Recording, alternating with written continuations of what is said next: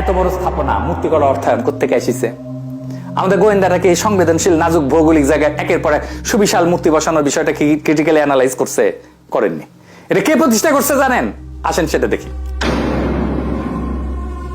হরিদাস চন্দ্র তরণী দাস, আরো নাম আছে, সেটা পরে দেখবো। সে আবার বেশ প্রগতিশীল, অসাম্প্রদায়িক, দুস্থ রোজাদের সাহায্য করে। দেখেন, সে এই অঞ্চলে সব হিন্দু ধর্মীয় স্থাপনার দখল নিছে। দেখেন, শ্মশানের দখল নিছে, সেটা আবার প্রতিবেদন করতেছে টুপি মাথায় দিয়ে এক মুমিন মুসলমান। দেখেন, এই কেন্দ্রীয় শ্মশান ঘাটের নিয়ন্ত্রণ ভার তুলে দেওয়া হয় হরিদাস চন্দ্র বাবুর হাতে। আজ থেকে 15-16 দিন আগে এই কেন্দ্রীয় শ্মশান ঘাটের নিয়ন্ত্রণ হরিদাস বাবু গ্রহণ করেন।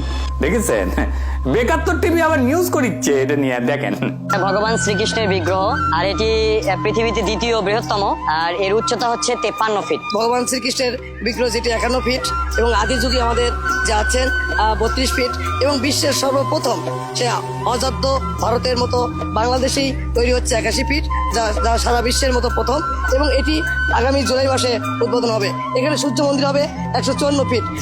হ্যাঁ, দেখেছেন, শুধু এই মন্দির তৈরি করতে 22 কোটি টাকা লাগিছে নাকি?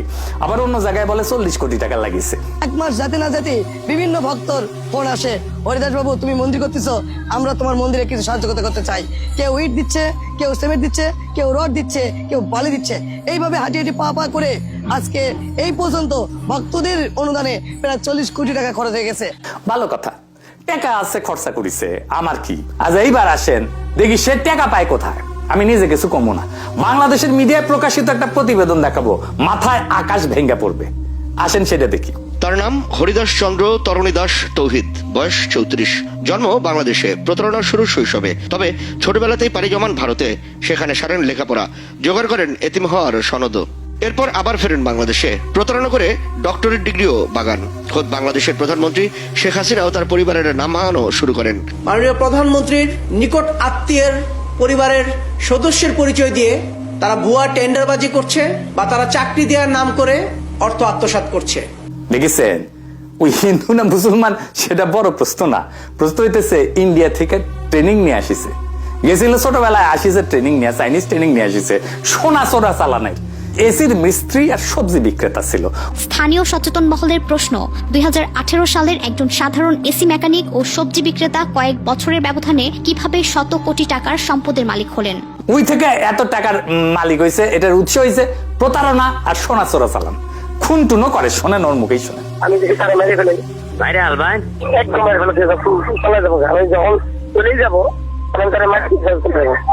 আর ওইখানে যায় লুথার কিং এর ধর্মমন্ত্রী শামীম কায়সার লিংকন, জামাতের নজরুল ইসলাম লেবু। বাংলাদেশের পলিটিশিয়ানরা কেমন বেকুব, ভালসুনার মূর্খ দেখেন।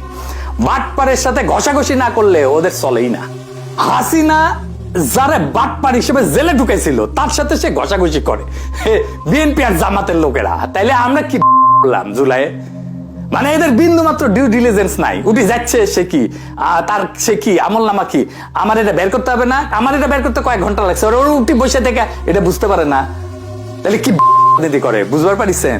ইন্ডিয়ান হাই কমিশনার জানে না এটা একটা বাটপার, জানে, তাও কেন যায়? আর এটা খুললাম না, এটা বুঝে নেন, কারণ ও তো বাটপারি করার জন্য বসাইছে ওইখানে। ওই টাকা আসবে সোনা চোরা চালানের, আর এখানে কমপ্লেক্স হবে, ওইখানে হিন্দু সম্প্রদায়ের লোকজন আসবে, এটা বিশাল একটা ব্যবস্থা হবে ওইখানে, আর তারপরে এক সময় কেটে নেবে। এই তো হাসিনা অ্যারেস্ট করেছিল, ইউনূস সরকার ছেড়ে দিছে, এবার লুথার কিং মাথায় নিয়ে নাচবে, তার সিমটম দেখা যাইতেছে। আমি দেখাই দিলাম, রংপুর মায়ের ভোগে চলে যাবে। আর এইটার জন্য দায় বিএনপি জামাত উভয়েরই। আমাদের দুর্ভাগ্য যে কাদের ভোট দিয়া পার্লামেন্টে আনিছেন, দেখেছেন রংপুরবাসী।